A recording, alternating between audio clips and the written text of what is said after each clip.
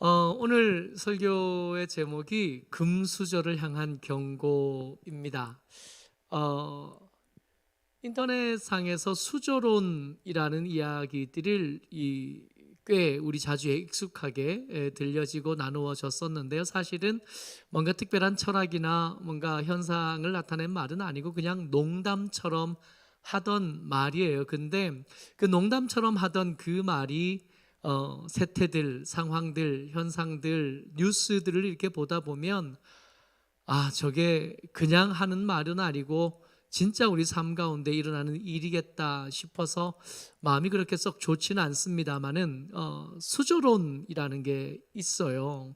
금수저를 타고난 사람들이 있다는 거죠.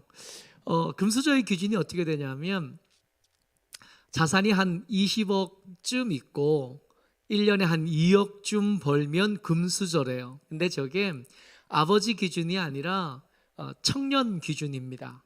청년인데 아직 청년인데 한 20억쯤 돈이 있는 거지. 20억이 없어도 1년에 한 2억쯤은 버는 거예요. 그러면 금수저가 되는 겁니다. 혹시 금수저이신 분들이 이 영상을 보시면 마음이 좀 불편하실 수 있겠다 생각이 되는데 적어도 우리 성도들 중에는 한 분도 없는 것 같아서 설교를 하는데 마음은 편한데 한편으로 씁쓸한 마음이 들기도 해요. 은수저가 있습니다. 은수저는 자산이 한 15억쯤 있고 1년에 한 8천만 원쯤 벌면 은수저래요. 여기도 아직 없는 거. 동수저가 있어요. 자산이 한 5억쯤 있고 1년에 한 5천만 원쯤 버는. 혹시 계실까요? 흑수저가 있습니다. 자산이 한 5천만 원쯤 있고 1년에 한 2천만 원쯤 벌면 흑수저래요. 네. 웃자고 시작한 얘기인데 이게 그저 웃지만은 못하게 되는 그런 이야기가 된 겁니다. 사실은 이 수저론을 말할 때도 이게 뭔가 철학으로 한 얘기가 아니거든요. 그냥 농담으로 한 얘기인데 그 농담이 농담처럼은 안 들리는 2014년에 있었던 일입니다. 여러분들 저거 기억나세요? 저거 뭔지 아세요? 이 사진들 너무 익숙한 사진이라 이게 마카다미아라고 하는 땅콩 비슷한 거예요. 2014년 12월 5일 날 미국의 존 F 케네디 공항에서 이제 대한항공 국적기 대한항공 항공기가 이렇게 떠서 인천으로 오려고 하던 중에 저 대한항공의 사주의 딸이 저 비행기를 탄 겁니다. 저 비행기에 타서 이제 아주 좋은 자리에 앉아 있었겠죠. 좋은 자리에 앉아 있었는데 이제 저 마카다미아를 서비스하던 이제 승무원에게 이 사주의 딸이 시비를 걸기 시작한 거예요. 이거 제대로 서비스한 거 맞냐? 이걸 봉지에 넣어서 줘야 되냐? 봉지에서 뜯어서 접시에 담아서 줘야 되느냐? 하고 시비가 걸린 겁니다. 원래는 뜯어서 주는 게 아니라 봉지에서 봉지채로 주는 게 맞대요. 그게 매뉴얼에 그렇게 돼 있답니다. 근데 이 사주의 딸이 몰랐던 거죠. 모르고 뜯어서 주지 않는다고 화가 난 거예요. 화가 나서 버럭 하고 나니까 거기에 팀장이던 그 승무원의 좀 위쪽 직급의 사람이 여차여차해서 이것은 뜯어서 드리는 게 아니라 봉지채 드리는 게 맞습니다. 그러는데 벌써 이 사주의 딸이 화가 머리 끝까지 난 거죠. 그냥 못 가니까 비행기 돌려라. 비행기 돌려서 이 지금 나한테 이것저것 얘기 설명했던 이 사람 내리게 해라. 도무지 같이 못 가겠으니까 이 사무장 내리게 해라. 비행기에서 쫓아내라. 근데 기장이 이 비행기를 운전하는 기장이 실제로 비행기를 돌린 거예요. 비행기 문을 닫고 이륙을 준비하고 있었는데 이륙을 준비하다가 말고 비행기를 돌린 겁니다. 이 사건이 뉴욕 좀 우습지도 않은데 세계 일간지에 거의 일면을 다 차지한 거예요. 난리가 났습니다. 그리고 나서 재판이 벌어졌죠. 재판이 벌어졌는데 1심 재판에서는 징역 1년, 2심 재판에서는 집행유예, 그리고 마지막 항고 3심에서는 무죄 판결이 났어요. 죄가 없다고, 잘못한 거 없다고. 근데 그리고 나서 한참 몇 개월 동안 뉴스에서 이 사주, 대한항공 사주의 아내와 그 3남매의 이야기들이 끊임없이 계속 나오기 시작했습니다. 그 엄마는 이게 대한항공의 한진그룹의 사주의 아내, 이 여자는 데리고 일하던 직원들, 운전기사, 가정부, 그리고 외국인 노동자를 자기 이제 비서처럼 이렇게 쓰고 상습적으로 때려왔대요. 상습적으로 때려오고, 이게 항공사 사주니까 외국에서 아무거나 물건 대충 사와가지고 세관에 신고도 안 하고 자기가 그냥 들고 검사도 안 먹고 집에 가져가는 일들이 이 엄마도 딸도 그리고 그 둘째 딸도 그 가운데 있는 아들도 통째로 문제가 엄청나게 많이 일어났어요. 그러고 나다가 이 대한항공의 사주, 이 한진그룹의 사주가 미국에서 갑자기 객사합니다. 그러고 나서 조용해졌어요. 무슨 얘기를 하고 싶으냐 하면 그런 갑질하는 사람들에 대한 하나님의 말씀을 좀 듣고 나눴으면 우리가 좀 가졌다 생각하고 좀 힘있다 생각할 때 우리가 어떻게 살아야 되겠는지, 어떻게 우리의 말과 표정을 조심해야겠는지 하는 이야기를 나눴으면 좋겠습니다. 물론 우리 가운데 이 금수저가 우리 가운데 없으니까 마음을 편히 놓으셔도 되겠습니다마는 말씀을 듣다 보면 그게 꼭 그렇지만도 않더라고요. 33장 1절 말씀 다시 한번 읽습니다. 시작. 너 학대를 당하지 아니하고도 학대하며 속이고도 속임을 당하지 아니하는 자여 화 있을진저 내가 학대하기를 그치면 내가 학대를 당할 것이며 내가 속이기를 그치면 사람이 너를 속이리라. 할렐루야. 여러분, 이 학대를 당하지 않고도 학대해요. 왜요? 자기는 학대당할 자리에 절대로 나가지 않을 거라고 생각을 하거든요. 속이고도 속임을 당하지 않아요. 왜요? 나를 속이고는 무사할 사람이 주변에 없어요. 제 최고위층에 머물고 가장 부유한 사람인 이 사람들은 절대로 학대당할 일이 없고 또 속임을 당할 일이 없습니다. 이 사람을 속이고 무사할 수 있는 사람은 그 주변에 있을 수가 없는 거죠. 하나님께서 말씀하시는데 학대를 당하지 않고도 학대하는 사람들, 속임을 당하지 않고도 속이고 사는 사람들을 향하여 뭐라고 말씀하시냐면 내가 학대하기를 그치면 너도 비로소 학대를 당하게 될 거고 내가 속이기를 그치면 너도 속기 시작할 거다 말씀하시는 거예요. 이 말씀을 들으면서 마음에 콱 하고 걸려요. 뭐가 걸리냐 하면 언제 그치냐고요.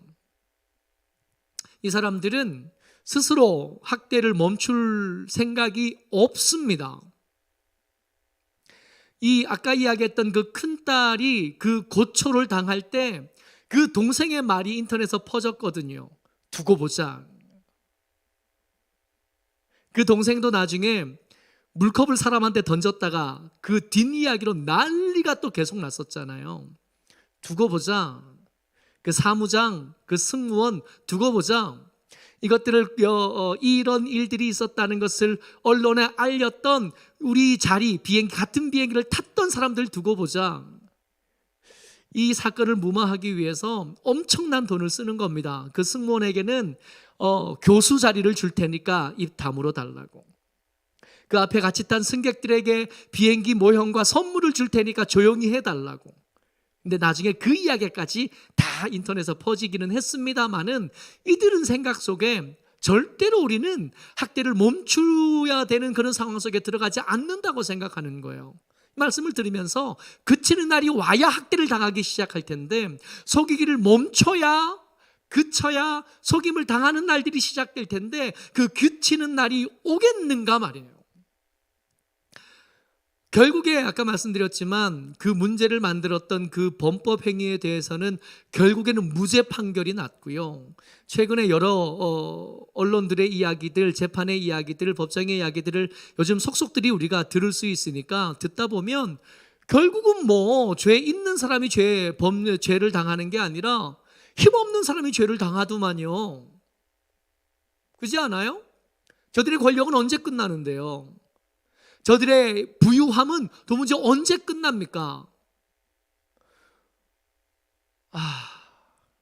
이 말씀을 준비하면서 여러분들과 제가 이런 세상을 바라보고 이런 세상을 사는 중에 모쪼록 이런 상황과 형편들과 뉴스보다 하나님의 말씀을 더 무게감 있게 듣게 되시기를 주의 이름으로 축복합니다.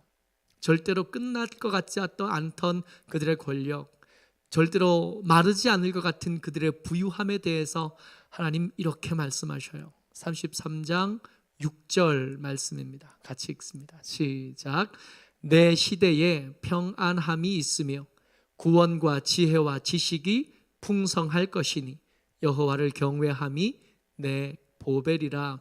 어디를 주목해서 보시냐 하면 내 시대에, 그들의 갑질에 시달리던 우리 시대 말입니다. 그런 갑질에 고통받던 그 사람들에게 하나님 하시는 말씀이 내 시대에, 네 시대가 다 끝나기 전에 내가 평안함을 회복하게 될 거고, 네 시대가 다 끝나기 전에 내가 구원과 지혜와 지식이 내 속에 풍성하게 될 거라고. 저들의 압제가, 저들의 학대가, 저들의 속임이 그치는 날이 네 시대가 다 가기 전에 오게 될 거라고. 하나님께서 이렇게 말씀하시면서 하나님의 역전을 준비하셔요. 여러분, 우리가 이 일을 위해서 복수하려고 열심히 아득아득 돈 벌려고 시도하지 않아도 돼요. 왜냐하면 그렇게 아득바득 돈 벌고 높은 자리에 올라간다고 해서 이거 우리 힘으로 뒤집을 수 없거든요. 저들이 쌓아왔던 그 공고한 성을 우리 힘으로 어떻게 해보겠다 그러지 마세요. 왜냐하면 하나님께서 그 일을 훨씬 더 잘 하시고 하나님께서 그 일을 어떻게 준비해 가겠는지 미리 말씀해 주셨다고요. 같이 읽습니다. 33장 10절 말씀이에요. 같이요. 시작. 여호와께서 이르시되 내가 이제 일어나며 내가 이제 나를 높이며 내가 이제 지극히 높아지리니. 할렐루야. 하나님께서 뭐라고 말씀하시냐면 이제 내가 일어나겠다고. 저들 나 없이, 나를 인정하지 아니하고 함부로 살고 함부로 사람을 대하고 함부로 사람들에게 말하던 그것들 내가 저들에게 유예를 두어 왔었는데 이제 곧 내가 일어서겠다고. 내가 일어서는 날이 저들이 학대를 그치는 날이고, 내가 일어서는 날이 저들이 속임을 멈출 수밖에 없는 날이 될 거라고. 저들이 가장 높은 곳에 앉아서 가장 부유한 것 위에 자기들 마음대로 하고 살던 그 날들이 곧 끝나게 될 거라고. 여호와께서 일어나시는 날이 그치는 날이 될 거라고. 그 그치는 날이 언제 온다고요? 내 시대가 끝나기 전에 찾아오게 될 겁니다. 이 말씀을 들으면서 나는 재벌이 아니니까, 나는 고위층이 아니니까, 난 아까 봤던 것처럼 금수저나 은수저나 하다못해 동수저도 잘 못 되니까, 흙수저니까, 그러니까 이 하나님께서 여호와께서 일어나시는 날, 여호와께서 만들고 기획하시고 준비하고 계신 그 역전의 날에 우리가 수혜자가 되겠지. 하나님께서 뒤집어 엎으신 판에 우리는 그 뒤집는 그날, 여호와께서 일어나시는 그날 우리는 그 은혜를 얻는 사람들이 되겠지. 여러분 착각이지 않을까요? 우리가 이 갑질하는 사람들의 이야기를 들을 때 이 갑질이 어떤 그룹의 회장 딸들만 하는 거라고 생각하는 거예요. 뉴스를 볼 때 높은 어떤 사람의 아들, 높은 어떤 사람의 딸들만 갑질을 한다고 생각하는데 여러분 그렇지 않아요. 우리가 가장 더 많은 횟수로 갑질을 경험하는 게 누구냐 하면 편의점 아르바이트생입니다. 편의점 아르바이트생이 밤에 술 취해서 물건 사러 온 별건 아닌 것 같은 사람들, 사실은 그 편의점 알바생이 거기서 이 매대에서 계산대에서 나오면 그 사람이나 글로 다를 것 같지도 않은데 한 사람은 판매자가 되고 한 사람은 아르바이트생이 되고 한 사람은 구매자, 소비자가 될 때 이 갑질이 거기서도 일어나는 거예요. 더 많이 가진 사람들만 갑질하는 게 아니에요. 우리 같은 사람들이 어쩌면 우리 아버지가 만약에 어느 그룹 회장이었으면 우리는 더 하고도 남았을 거예요. 정말 감사하게도 갑질할 주제가 못 됐으니까 이렇게 사는 거지, 착한 사람 코스프레하고 괜찮은 사람 코스프레하고 사는 거지, 만약에 우리도 저들과 같은 환경에서 다 가진 자로 그렇게 살다가 익숙해지다 보면 나보다 좀 덜 가진 사람들, 나보다 좀 못 배운 것 같은 사람들을 마음껏 무시하고 살았을지도 모를 사람들인 거죠. 별것 아니어도, 그리고 더 많이 가지지 못했어도 입장만 이렇게 바꿔놓으면 얼마든지 그럴 수 있는 사람들입니다. 그러니까 여호와께서 만드시는 이 역전의 날에, 그 역전의 날에 수혜자가 되려면 어떻게 살아야 되는가 말이에요. 그저 그냥 나는 재벌이 아니고 금수저가 아니고 은수저가 아니니까 나는 괜찮아, 그렇지 않은 거예요. 이 여호와의 날, 여호와께서 일어서 하시는 날, 그 역전의 날에 하나님께서 그 역전을 만들면서 은혜를 베푸시고 그동안에 흘렸던 눈물들을 닦아줄, 그 눈물을 닦여질 그 대상이 누구냐 하면 이런 사람들이라는 겁니다. 내가 과연 이 사람들 속에 속하는가? 읽으면서 한번 잘 살펴보시기 바라요. 33장 15절 말씀입니다. 같이 읽어요. 시작. 오직 공의롭게 행하는 자, 정직히 말하는 자, 토색한 재물을 가증히 여기는 자, 손을 흔들어 뇌물을 받지 아니하는 자, 귀를 막아 피를 흘리려는 꾀를 듣지 아니하는 자, 눈을 감아 악을 보지 아니하는 자. 이 사람들이 여호와의 역전의 날의 수혜자들입니다. 하나씩 보죠. 공의롭게 행하는 자들이요, 악한 것들을 함부로 행하지 않아요. 정직하게 말합니다. 거짓말하지 않아요. 토색한 재물, 빼앗는 돈을 빼앗아서 부자 되는 것을 그저 싫은 게 아니라, 거절하는 게 정도가 아니라, 그렇게 부자 될 거면 차라리 난 가난하게 살겠다고 말하는 사람들, 빼앗은 것, 훔친 것들을 가증히 여기는 사람들이 이 역전의 대상, 역전의 수혜자가 된다고요. 손을 흔들어 뇌물을 받지 않은 자, 아니하는 자, 그런 거 내 거 아니라고, 그런 거 필요 없다고, 가져가라고 말하는 사람이에요. 누가 뭐 하나 정당한 대가가 아닌 것을 가지고 왔을 때 이것이 경기가 일어나는 거예요. 이거 내 거 아닌데, 저거 내 몫이 아닌데 싶으면, 그게 맛있어도, 그게 부드러워도, 그게 높아도, 그게 좋아도 그걸 썩 좋아하지 않아요. 손을 흔들어서 혹시 여호와께서 일어나시는 날 그 은혜를 얻지 못할까 봐 경기를 하는 사람들이라는 거예요. 귀를 막아 피 흘리려는 꾀를 듣지 아니하는 자, 악한 의논을 나누는 자리에는 그 흔적도 내 귀에 남기고 싶어 하지 않은, 눈을 감아 악을 보지 아니하는 자. 이런 사람들이 이 여호와의 날에, 여호와께서 일어나시는 날에 하나님께서 만드신 그 역전의 날의 수혜자가 되는. 여러분, 1년을 우리가 살았습니다. 1년을 다 살고 이제 내일이면 마지막 날이 되고 오늘이 마지막 날 전날인 거죠. 여러분, 살다 보니까 참 힘들었잖아요. 교회도 힘들었고 경제도 힘들었고. 오늘 오전 시간에 이게 건작동 목사님들하고 이제 줌으로 송년회를 했어요. 수다 떨기. 1년을 어떻게 지내셨나 한 이야기들을 주고받는데, 의외로 작년 말에 개척하신 목사님들이 여러분 계신 거예요. 작년 말에 개척을 하셨어요. 교회를 이렇게 열고 예배를 드리기 시작했는데, 예배 드리고 나서 3주 후에, 4주 후에 그 예배당을 쓸 수 없게 된 거예요. 1년 내내. 교회도 힘들었지만 교회만 힘들었나요? 성도들 얼마나 힘들었어요. 매번 그렇지만 이 금년을 보내면서 헌금 이렇게 계수하면서 여러분들 송금하신 것들, 통장에 입금하신 것들을 다 써서 재정을 정리하면서